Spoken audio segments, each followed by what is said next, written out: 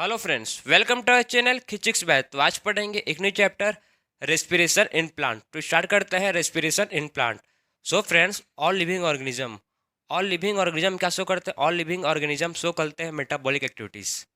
All living organism क्या show करते हैं? ऑल लिविंग ऑर्गेनिज्म शो करते हैं मेटाबॉलिक एक्टिविटीज़ लाइफ प्रोसेसेस। जो भी वो मेटाबॉलिक एक्टिविटीज़ करेंगे उसके लिए क्या रिक्वायर्ड है? उसके लिए रिक्वायर्ड है एनर्जी। ठीक है। ऑल लिविंग ऑर्गेनिज्म, सब लिविंग ऑर्गेनिज्म क्या शो करते हैं? सब लिविंग ऑर्गेनिज्म शो करते हैं मेटाबॉलिक एक्टिविटीज लाइफ प्रोसेसेस। जैसे कि कौन कौन सा? Absorption, movement, transport, respiration, reproduction. ये सब क्या है? एक्टिविटीज है। ठीक है, ये सब क्या है? लाइफ प्रोसेसेस है। जिसके लिए क्या रिक्वायर्ड है? जिसके लिए रिक्वायर्ड है एनर्जी। जिसके लिए क्या रिक्वायर्ड है? जिसके लिए रिक्वायर्ड है एनर्जी। सो एनर्जी आएगा कहाँ से? कहाँ से मिलेगा एनर्जी? सो एनर्जी मिलेगा ऑक्सीडेशन ऑफ मैक्रोमोलिक्यूल से। एनर्जी कहाँ से मिलेगा? एनर्जी मिलेगा ऑक्सीडेशन ऑफ मैक्रोमोलिक्यूल। किसका ऑक्सीडेशन करेंगे? मैक्रोमोलिक्यूल्स का। जैसे कि ग्लूकोज। ग्लूकोज का ऑक्सीडेशन करेंगे तो क्या होगा? एटीपी सिंथेसिस होगा। समझ गए? सो हम लोग क्या देखेंगे? जो लाइफ प्रोसेस है, जो लाइफ प्रोसेसेस है, लाइफ प्रोसेसेस में क्या रिक्वायर्ड है? लाइफ प्रोसेसेस में रिक्वायर्ड है किसका? Required required energy. ठीक है। लाइफ प्रोसेसेस में किसका रिक्वायर्ड है? एनर्जी का रिक्वायर्ड है। लाइफ प्रोसेसेस में क्या रिक्वायर्ड है? लाइफ प्रोसेसेस में रिक्वायर्ड है एनर्जी का। एनर्जी का रिक्वायर्ड है। एनर्जी से क्या बनेगा? कहाँ से एनर्जी बनेगा? ऑक्सीडेशन ऑफ, ऑक्सीडेशन ऑफ, किसका ऑक्सीडेशन होगा? ऑक्सीडेशन ऑफ, किसका ऑक्सीडेशन करेंगे? Oxidation of macromolecule, macromolecule. So oxidation of macromolecule से क्या होगा? एनर्जी प्रोड्यूस होगा। ऑक्सीडेशन किसका? मैक्रोमोलिक्यूल्स का। मैक्रोमोलिक्यूल्स जैसे कि ग्लूकोज। ठीक है। सो आप समझ गए हम लाइफ प्रोसेसेस में क्या लगता है? कुछ भी लाइफ प्रोसेसेस फंक्शन करने में एनर्जी रिक्वायर्ड है। एनर्जी कहाँ से आएगा? एनर्जी आएगा ऑक्सीडेशन से आएगा। ठीक है। ऑक्सीडेशन से क्या आएगा? ऑक्सीडेशन किस में होगा? मैक्रोमोलिक्यूल का ऑक्सीडेशन होगा, उससे एनर्जी प्रोड्यूस होगा। ठीक है। आप लोग के एनसीईआरटी में सबसे पहला टॉपिक दिया है, सबसे पहले बात करेंगे autotrophic. Auto autotrophic. So autotrophic किसको बोलते हैं?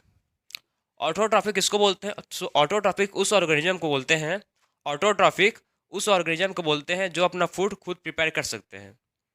ठीक है। ऑटोट्रॉफिक उस ऑर्गेनिज्म को बोलते हैं जो अपना फूड खुद प्रिपेयर कर सकते हैं, किसी और के ऊपर डिपेंड नहीं रहते। कैसे? प्लांट। जैसे कि प्लांट जो है वो कैसे करते हैं? प्लांट लाइट एनर्जी का, ठीक है, प्लांट लाइट एनर्जी को यूज़ करते हैं और उसको कन्वर्ट करते हैं केमिकल एनर्जी में। प्लांट क्या करते हैं? प्लांट जो लाइट एनर्जी सनलाइट से मिलता है, जो लाइट एनर्जी सनलाइट से मिलता है, उसको जो लाइट एनर्जी को प्लांट कन्वर्ट करते हैं केमिकल एनर्जी में। ठीक है। लाइट एनर्जी को कन्वर्ट करते हैं केमिकल एनर्जी में और अपना फूड बनाते हैं। किस फॉर्म में बनाते हैं? ग्लूकोज के फॉर्म में। ग्लूकोज के फॉर्म में अपना फूड बनाते हैं प्लांट और स्टोर करते हैं स्टार्च के फॉर्म में। प्लांट अपना फूड ग्लूकोज के फॉर्म में बनाते हैं। प्लांट अपना फूड ग्लूकोज के फॉर्म में बनाते हैं और स्टोर करते हैं स्टार्च के फॉर्म में। कैसे स्टोर करते हैं? स्टोर करते हैं किस फॉर्म में? स्टोर करते हैं स्टार्च के फॉर्म में। तो इसीलिए इसको बोलते हैं ऑटोट्रॉफिक। ऑटोट्रॉफिक मतलब ऐसे ऑर्गेनिज्म जो अपना फूड खुद प्रिपेयर कर सकते हैं, किसी और के ऊपर डिपेंड नहीं रहते। ठीक है ना, किसी और के ऊपर डिपेंड नहीं रहते, खुद फूड बना सकते हैं, उसको बोलते हैं ऑटोट्रॉफिक। क्या बोलते हैं उसको? उसको बोलते हैं ऑटोट्रॉफिक। ठीक है। जैसे कि प्लांट एग्जाम्पल में दिया है आपका, प्लांट दिया है, प्लांट एंड साइनोबैक्टीरिया। साइनोबैक्टीरिया कौन है? Blue green algae, cyanobacteria. So आपके एनसीईआरटी में प्लांट और साइनोबैक्टीरिया का एग्जाम्पल दिया है जो अपना फूड क्या करते हैं? खुद प्रिपेयर कर लेते हैं सनलाइट की हेल्प से। ठीक है। ये था ऑटोट्रॉफिक। अब बात करेंगे हेटरोट्रॉफिक। हेटरोट्रॉफिक किसको बोलते हैं? हेट्रोट्रॉफिक। सो हेट्रोट्रॉफिक उस ऑर्गेनिज्म को बोलते हैं जो अपना फूड खुद प्रिपेयर नहीं कर सकता। ठीक है। हेट्रोट्रॉफिक उस ऑर्गेनिज्म को बोलते हैं जो अपना फूड खुद प्रिपेयर नहीं कर सकता, किसी और के ऊपर डिपेंड रहता है। जैसे कि ह्यूमन, हम लोग अपना फूड खुद थोड़ी बना सकते हैं।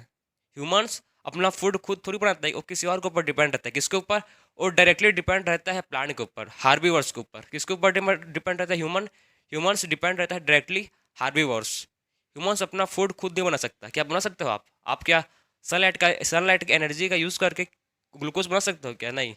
हम लोग सनलाइट का एनर्जी का यूज़ करके, हम लोग को इतना क्षमता नहीं है, समझो ना, हम लोग के पास इतना ताकत नहीं है, भगवान हम लोग को ताकत नहीं दिया जिससे हम लोग सनलाइट का यूज़ करके ग्लूकोज बना सकें। वो खाली प्लांट के पास है। वो किसके पास है? वो ताकत खाली प्लांट के पास है। प्लांट ही अपना फूड बना सकते हैं सनलाइट का यूज़ करके, हम लोग नहीं बना सकते। ठीक है। सो हेटरोट्रॉपिक इसको बोलते हैं। हेटरोट्रॉपिक्स उस ऑर्गेनिज्म को बोलते हैं जो अपना फूड खुद नहीं बना सकता। ठीक है। जो किसी और के ऊपर डिपेंड रहता है। डायरेक्टली डिपेंड रहता है किसके ऊपर? हार्बीवोर्स। और इनडायरेक्टली डिपेंड रहता है कार्निवोर्स के ऊपर। ठीक है। डायरेक्टली डिपेंड किसके ऊपर रहता है? डायरेक्टली डिपेंड रहता है हार्बीवोर्स। और इनडायरेक्टली रहता है डिपेंड किसके ऊपर? कार्निवोर्स के ऊपर। इसको बोलते हैं हेटरोट्रॉफिक। ठीक है। अब देखो थर्ड है सेप्रोफिटिक। थर्ड क्या है? सेप्रोफाइट्स। सेप्रोफाइट्स किसको बोलते हैं? थर्ड क्या है? सेप्रोफाइट्स। सेप्रोफाइट्स किसको बोलते हैं? ऐसे ऑर्गेनिज्म जो अपना फूड किससे बनाते हैं? डेड और डिकेइंग मटेरियल्स। ठीक है। ऐसे ऑर्गेनिज्म जो अपना फूड किससे लेते हैं? डेड एंड डिकेइंग मैटर्स अपना फूड बनाते हैं, लेते हैं, उसको बोलते हैं सेप्रोफिट्स। क्या बोलते हैं उसको? सेप्रोफाइट्स। तो सेप्रोफाइट्स उसको बोलते हैं ऐसे ऑर्गेनिज्म जो अपना फूड डेड डिकेइंग मैटर से बनाते हैं। ठीक है। उसको बोलते हैं सेप्रोफाइट्स। तो ये था आपका एक तीन तो हम लोग डिस्कस कर चुके हैं। सबसे पहले पढ़े ऑटोट्रॉफिक क्या है। ठीक है। सबसे पहले क्या पढ़े? ऑटोट्रॉफिक क्या है। फिर पढ़े हेटरोट्रॉफिक क्या है। फिर क्या पढ़े? फिर पढ़े हेटरोट्रॉफिक क्या है। और थर्ड है सेप्रोफाइट्स। थर्ड क्या है? सेप्रोफाइट। समझ गए? अब बात करेंगे जो आपका पूरा चैप्टर है रेस्पिरेशन इन प्लांट। जो आपका चैप्टर है रेस्पिरेशन इन प्लांट, ये जो रेस्पिरेशन इन प्लांट है चैप्टर किससे डील करता है? ये डील करता है सेलुलर रेस्पिरेशन से। आपका पूरा चैप्टर किससे डील करता है? ये डील करता है किससे? Cellular respiration. सेलुलर रेस्पिरेशन से। सो आपका पूरा चैप्टर ये जो है, ठीक है, रेस्पिरेशन इन प्लांट किससे डील करता है? Cellular respiration. So cellular respiration है क्या? इसका मैकेनिज्म क्या है? सेलुलर रेस्पिरेशन का मैकेनिज्म क्या है? सो सेलुलर रेस्पिरेशन क्या है? देखो इसमें क्या होता है, सेलुलर रेस्पिरेशन में ब्रेकडाउन होगा फूड का। क्या होगा इसमें? सेलुलर रेस्पिरेशन में फूड का ब्रेकडाउन होगा। उससे क्या होगा? उससे एनर्जी रिलीज होगा। ठीक है। जब फूड का ब्रेकडाउन होगा तो उससे क्या होगा? एनर्जी रिलीज होगा और उस एनर्जी को ट्रैप करके एटीपी सिंथेसिस होगा। ठीक है। उस एनर्जी को ट्रैप करके यूज किस में यूज़ करेंगे? उसको एटीपी में सिंथेसिस में यूज़ होगा वो। समझ गए? सो सेलुलर रेस्पिरेशन में क्या हो रहा है? सेलुलर रेस्पिरेशन का मैकेनिज्म क्या है? इसमें क्या हो रहा है? फूड मटेरियल ब्रेक हो रहा है, break down of food material. Cellular respiration में क्या हो रहा है? Break down of food material, break down of food material. इसमें क्या हो रहा है? फूड मटेरियल का ब्रेक डाउन हो रहा है, ब्रेक डाउन फूड मटेरियल। ठीक है। किसमें हो रहा है? सेल में। ठीक है। Break down of food material किसमें हो रहा है? Break down of food material हो रहा है सेल में। क्यों हो रहा है? एनर्जी रिलीज करने के लिए। जब एनर्जी रिलीज होगा तो उस एनर्जी को ट्रैप करके किसमें यूज़ करेंगे? एटीपी सिंथेसिस करने में यूज़ करेंगे। तो ये था सेलुलर रेस्पिरेशन का मैकेनिज्म। आप समझ गए होंगे कि सेलुलर रेस्पिरेशन क्या है। अब बात करेंगे रेस्पिरेशन। रेस्पिरेशन किसको बोलते हैं? What is respiration? आप क्या देखेंगे? रेस्पिरेशन क्या है? रेस्पिरेशन में क्या होगा? देखो जो आपके एनसीईआरटी बोला है, रेस्पिरेशन में सी कॉम्प्लेक्स बॉन्ड ब्रेक करेगा थ्रू ऑक्सीडेशन। क्या होगा इसमें? Carbon carbon bond C bond break करेगा, कॉम्प्लेक्स कंपाउंड बॉन्ड ब्रेक करेगा थ्रू ऑक्सीडेशन, जिससे क्या होगा? एनर्जी रिलीज होगा। रेस्पिरेशन क्या है? इसमें सी बॉन्ड क्या हो? Carbon carbon bond complex compound break करेगा, कॉम्प्लेक्स कंपाउंड ब्रेक करेगा। ठीक है। कॉम्प्लेक्स कंपाउंड इसमें ब्रेक करेगा, complex compound break through oxidation. ठीक है। Break through oxidation.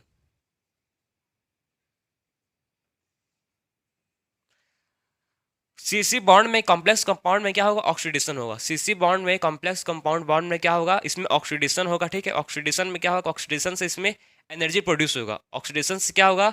ऑक्सीडेशन से इसमें एनर्जी प्रोड्यूस होगा। ठीक है। उसी को बोल रहे हैं क्या? रेस्पिरेशन। सो रेस्पिरेशन क्या है?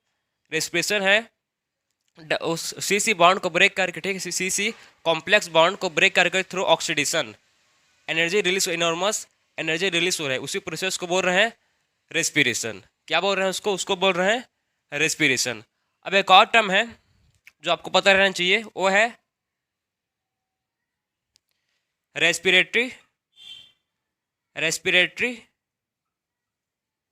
रेस्पिरेशन। ये रेस्पिरेटरी रेस्पिरेशन क्या है? ये तीनों टर्म आपके एनसीईआरटी में गिवन है, ठीक है। सेलुलर रेस्पिरेशन क्या है, रेस्पिरेशन क्या है, और उसी मैं आपको मतलब एक साथ तीनों को लिखा हूँ, आपको समझ आए तीनों का डिफरेंस क्या है और तीनों क्या चीज़ है। सो सेलुलर रेस्पिरेशन देख लिए हम लोग, रेस्पिरेशन देख लिए। अब देखते हैं रेस्पिरेटरी रेस्पिरेशन। रेस्पिरेटरी रेस्पिरेशन क्या है? अब देखेंगे क्या कि रेस्पिरेटरी रेस्पिरेशन क्या है, ठीक है। सो रेस्पिरेटरी रेस्पिरेशन क्या है, देखो इसमें क्या होता है, कंपाउंड आर ऑक्सीडाइज्ड। इसमें क्या होता है, कंपाउंड ऑक्सीडाइज्ड होते हैं। क्या होता है इसमें, जो कंपाउंड होता है इसमें ऑक्सीडाइज्ड होते हैं। कहाँ? In respiration. रेस्पिरेशन में जो कंपाउंड क्या होते हैं, ऑक्सीडाइज्ड हो जाते हैं, ठीक है। रेस्पिरेशन में जो कंपाउंड होते हैं वो कैसे होते हैं, ऑक्सीडाइज्ड हो जाते हैं, उसको बोलते हैं रेस्पिरेटरी रेस्पिरेशन। द कंपाउंड, किसको क्या लिखेंगे, देखो the compound which are oxidized, compound which are oxidized in respiration, उसको बोलेंगे रेस्पिरेटरी रेस्पिरेशन, ठीक है। ऐसा कंपाउंड जो ऑक्सीडाइज्ड हो किसमें, ऐसा कंपाउंड जो ऑक्सीडाइज्ड हो रेस्पिरेशन में, ठीक है। ऐसा कंपाउंड रेस्पिरेशन रेस्पिरेशन ठीक है। ऐसा कंपाउंड जो ऑक्सीडाइज्ड हो किसमें, रेस्पिरेशन में। Compound which are oxidized in respiration, compound which are oxidized in respiration, उसको बोलेंगे हम लोग रेस्पिरेटरी रेस्पिरेशन। क्या बोलेंगे उसको? उसको बोलेंगे respiratory respiration. So cellular respiration, respiration और रेस्पिरेटरी रेस्पिरेशन, ये तीनों टर्म से कंफ्यूज मत होना। क्या क्या बहुत ध्यान समझो।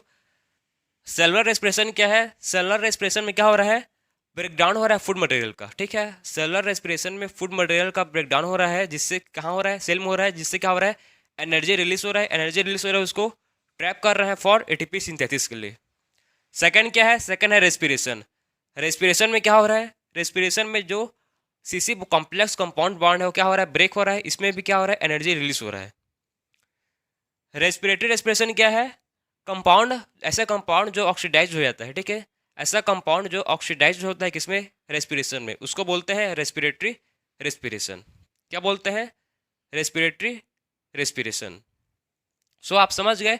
अब देखो जो रेस्पिरेटरी रेस्पिरेशन है उसका एग्जाम्पल आपके एनसीईआरटी में दिया है, मोस्टली कार्बोहाइड्रेट। क्या दिया है आपके एनसीईआरटी में, दिया है उसका एग्जाम्पल किसका, रेस्पिरेटरी रेस्पिरेशन का क्या है, कार्बोहाइड्रेट। कार्बोहाइड्रेट मोस्टली आपका एग्जाम्पल दिया है, लिखा है यूजुअली कार्बोहाइड्रेट्स, ठीक है। और लिखा है example protein, fat, organic acid. ये सब एग्जाम्पल कहाँ किसमें गिवन है, आपके एनसीईआरटी में गिवन है, किसके, रेस्पिरेटरी रेस्पिरेशन के। किसके एग्जाम्पल है, सब एग्जाम्पल किसके हैं, रेस्पिरेटरी रेस्पिरेशन के एग्जाम्पल हैं। कार्बोहाइड्रेट मोस्टली, फिर है प्रोटीन, फैट और ऑर्गेनिक एसिड, ठीक है, ऑर्गेनिक एसिड।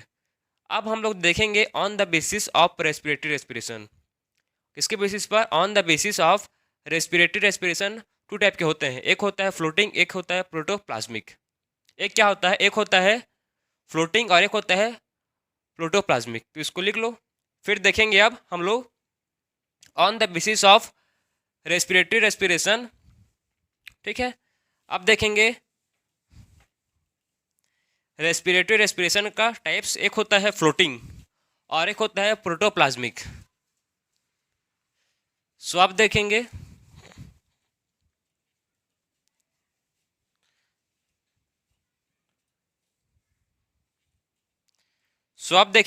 सबसे पहले on the basis of on the basis of, किसके बेसिस में? Respiratory respiration, respiratory respiratory respiration के बेसिस पे रेस्पिरेटरी रेस्पिरेशन, रेस्पिरेटरी रेस्पिरेशन के बेसिस पे, ठीक है। टू टाइप के हैं ये, एक होते हैं, एक क्या होता है, एक होता है, एक है फ्लोटिंग, एक है फ्लोटिंग और एक है प्रोटोप्लाज्मिक, प्रोटोप्लाज्मिक।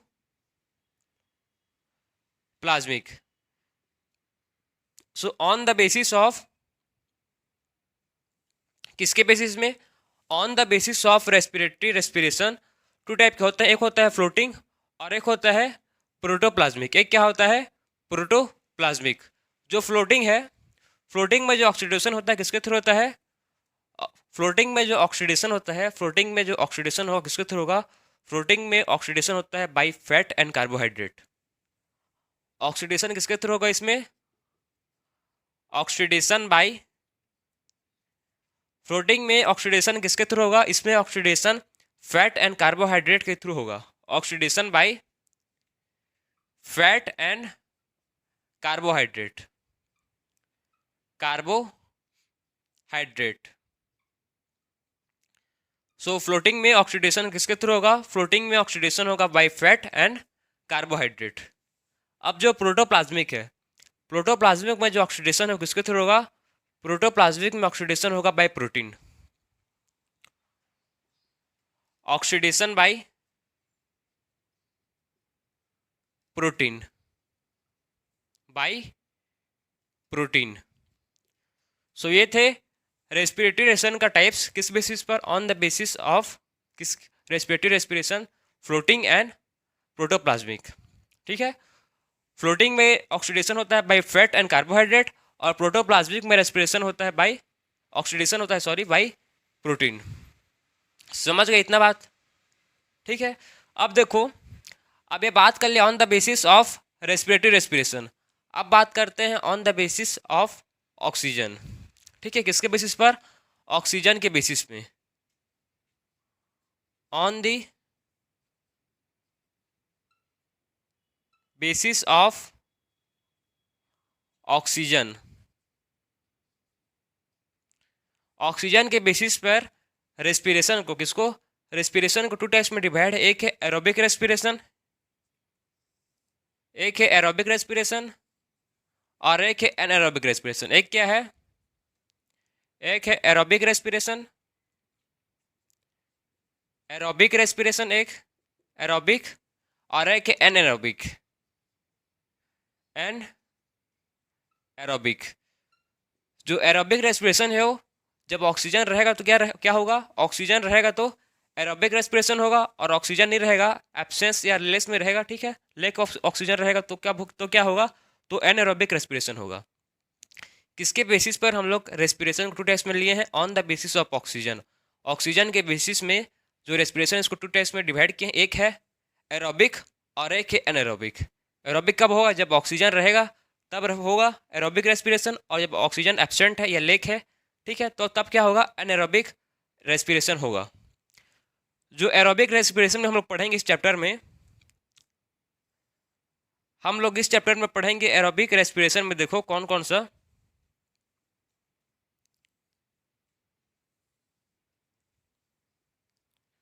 सो हम लोग एरोबिक रेस्पिरेशन पढ़ेंगे कौन कौन सा। एक है ग्लाइकोलिसिस। पहला क्या है? ग्लाइकोलिसिस, ठीक है। ग्लाइकोलिसिस। सेकंड है क्रेब्स साइकिल। सेकंड क्या है? Krebs cycle. और थर्ड है इलेक्ट्रॉन ट्रांसपोर्ट चेन। थर्ड क्या है? Electron transport chain. So aerobic respiration में हम लोग पढ़ेंगे, एरोबिक रेस्पिरेशन में पढ़ेंगे हम लोग ग्लाइकोलिसिस। पहला पढ़ेंगे ग्लाइकोलिसिस, फिर पढ़ेंगे क्रेब्स साइकिल और फिर देखेंगे इलेक्ट्रॉन ट्रांसपोर्ट चेन। ये किस पे पढ़ेंगे हम लोग? एरोबिक रेस्पिरेशन में पढ़ेंगे। और एनएरोबिक रेस्पिरेशन में कब क्या पढ़ेंगे? एनएरोबिक रेस्पिरेशन में, जो एनएरोबिक रेस्पिरेशन, इसमें हम लोग खाली पढ़ेंगे ग्लाइकोलिसिस। क्या पढ़ेंगे इसमें? खाली इसमें पढ़ेंगे खाली हम लोग ग्लाइकोलिसिस।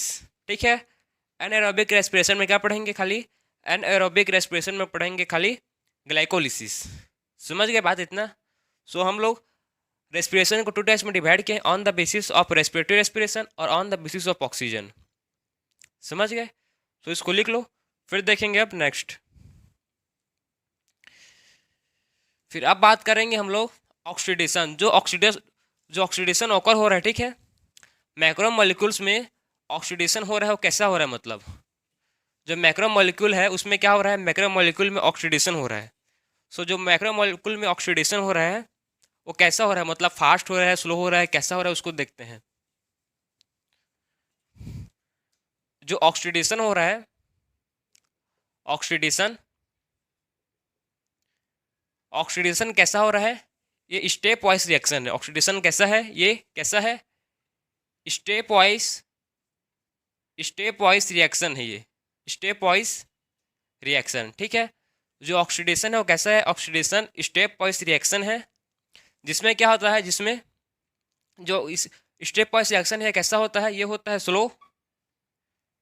ठीक है, स्लो होता है और एंजाइमेटिक कंट्रोल है। और क्या है? एंजाइम कंट्रोल करता है इसको। ठीक है, एंजाइमेटिक कंट्रोल्ड, एंजाइमेटिक कंट्रोल्ड। सो इसमें जो ऑक्सीडेशन होता है, जो इसमें ऑक्सीडेशन होगा कैसा है? वो है स्टेप स्टेप वाइज रिएक्शन। जो इसमें ऑक्सीडेशन होगा कैसा है? उसमें स्टेप वाइज ऑक्सीडेशन होगा। ठीक है, इसमें स्टेप वाइज रिएक्शन होगा और स्लो प्रोसेस है और एंजाइमेटिक कंट्रोल्ड है, एंजाइम उसको कंट्रोल करके रखा है। ठीक है, ये था ऑक्सीडेशन का। अब देखो, जब कंप्लीट कंबशन होगा, जब क्या होगा?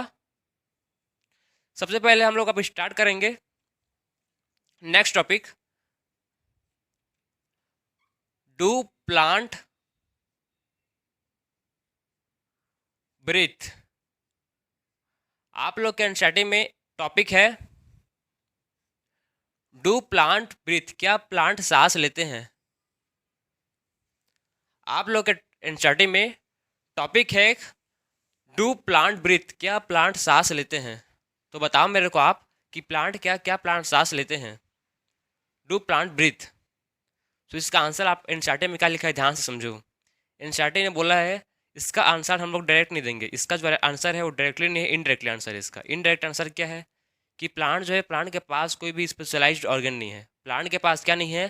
प्लांट के पास स्पेशलाइज्ड ऑर्गन नहीं है। ठीक है, प्लांट के पास स्पेशलाइज्ड ऑर्गन नहीं, लेकिन प्लांट के पास क्या है? प्लांट के पास है स्टोमेटा एंड लेंटिसेल। प्लांट के पास क्या है? प्लांट के पास प्रेजेंट है stomata and lenticel. Stomata and lenticel से क्या होगा? गैसेस का एक्सचेंज होगा। ठीक है, प्लांट के पास क्या नहीं है? स्पेशलाइज्ड ऑर्गन नहीं है उसी प्लांट के पास। और क्या है? प्लांट के पास है स्टोमेटा एंड लेंटिसेल, जिसके थ्रू क्या करते हैं? वो ऑक्सीजन का गैसेस का एक्सचेंज करते हैं। समझ गए बात को? सो डू प्लांट ब्रीथ, इसमें हम लोग देख रहे हैं प्लांट के पास क्या है? फॉर रेस्पिरेशन करने के लिए स्टोमेटा है एंड लेंटिसेल्स। ठीक है, प्लांट के पास क्या है? प्लांट के पास स्टोमेटा है और लेंटिसेल है, जिसके थ्रू क्या करते हैं? गैसेस का एक्सचेंज करते हैं।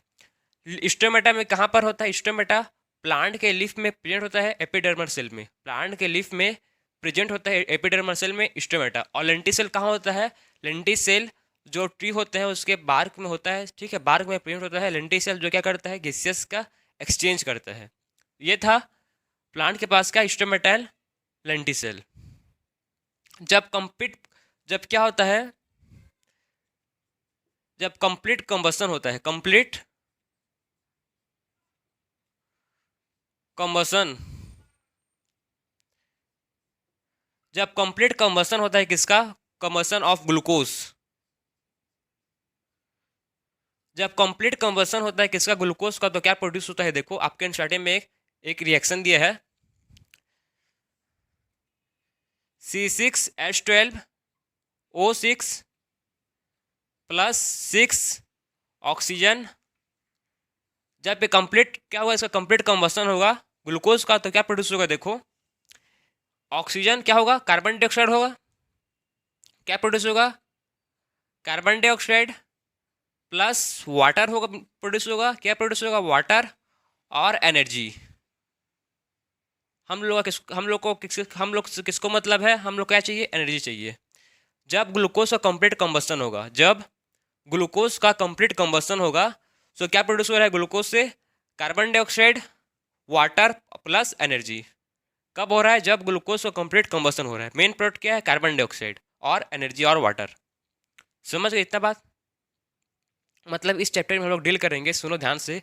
इस चैप्टर में क्या पढ़ेंगे हम लोग, इस चैप्टर में हम लोग मेन पढ़ेंगे कि कैसे हम जो प्लांट है, ठीक है, प्लांट में हम जो ग्लूकोज में कैसे ग्लूकोज का कंप्लीट ऑक्सीडेशन पढ़ेंगे। क्या पढ़ेंगे, ग्लूकोज का कंप्लीट ऑक्सीडेशन पढ़ेंगे। मैं आपको एरोबिक रेस्पिरेशन में बताया हूँ, आपको 3 टाइप्स के होते हैं एरोबिक रेस्पिरेशन।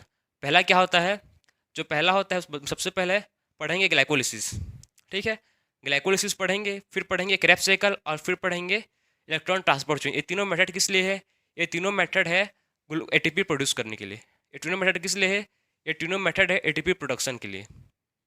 समझ रहे हो, ये तीनों मेथड किस लिए है, ये तीनों मेथड है for ATP production. ATP production के लिए तीनों मेथड है, ठीक। इसमें कैसे हम लोग कौन हर स्टेप में देखेंगे कि कैसे एटीपी का प्रोडक्शन होगा। इससे वो हर स्टेप में देखेंगे कि ग्लाइकोलिसिस में कितना एटीपी, मतलब स्ट्रेस, मतलब इस जो हर मेथड है, ठीक है, जो भी मेथड आपको मैं बताया ऑक्सीडेशन का, जो ऑक्सीडेशन है इसमें क्या देखेंगे, ग्लूकोज का complete combustion, glycolysis, Krebs cycle और इलेक्ट्रॉन ट्रांसपोर्ट चेन। इन तीनों में हम लोग डिस्कस करेंगे, वन बाय वन सबको पढ़ेंगे। ग्लाइकोलिसिस में कैसे उसका ऑक्सीडेशन होता है, कैसे एटीपी का प्रोडक्शन होता है। सबसे ज़्यादा एटीपी, ध्यान से सुनो, सबसे ज़्यादा एटीपी किसमें प्रोड्यूस होगा, सबसे ज़्यादा एटीपी प्रोड्यूस होगा इलेक्ट्रॉन ट्रांसपोर्ट चेन में। सबसे ज़्यादा एटीपी किसमें बनेगा, सबसे ज़्यादा एटीपी बनेगा इलेक्ट्रॉन ट्रांसपोर्ट चेन में। एक ग्लूकोज के मॉलिक्यूल से, एक ग्लूकोज के मॉलिक्यूल से टोटल 38 एटीपी बनेंगे। कितना, एक ग्लूकोज के मॉलिक्यूल से, ठीक है, एक ग्लूकोज, एक ग्लूकोज के से कितना बनेंगे, 38 एटीपी बनेंगे। एक ग्लूकोज से 38 एटीपी बनेंगे। मतलब आप समझ रहे हो कि एक ग्लूकोज का, जब एक ग्लूकोज का कंप्लीट कंबस्शन होता है, ठीक है, एक ग्लूकोज का कंप्लीट कंबस्शन होता है, तो कितना एटीपी प्रोड्यूस होता है, 38 एटीपी प्रोड्यूस होता है। कितना एटीपी, 38 एटीपी प्रोड्यूस होता है जब एक ग्लूकोज मोलिक्यूल्स का होता है कंप्लीट कंबस्शन होता है। कंप्लीट कंबस्शन मतलब उसमें क्या होगा, ग्लाइकोलिसिस, क्रेब्स साइकिल और इलेक्ट्रॉन ट्रांसपोर्ट चेन तीनों हो जाएगा, तो 38 एटीपी बनेगा, एक ठुमरी बनेगा, ठीक। समझ गए बात को।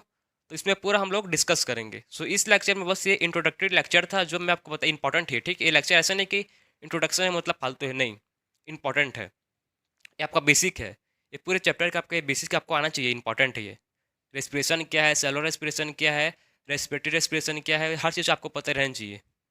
समझ गए बात को। सो इस लेक्चर में हम लोग बस खाली क्या पढ़ेंगे, इंट्रोडक्शन देख चुके हैं। नेक्स्ट लेक्चर में स्टार्ट करेंगे हम लोग ग्लाइकोलिसिस।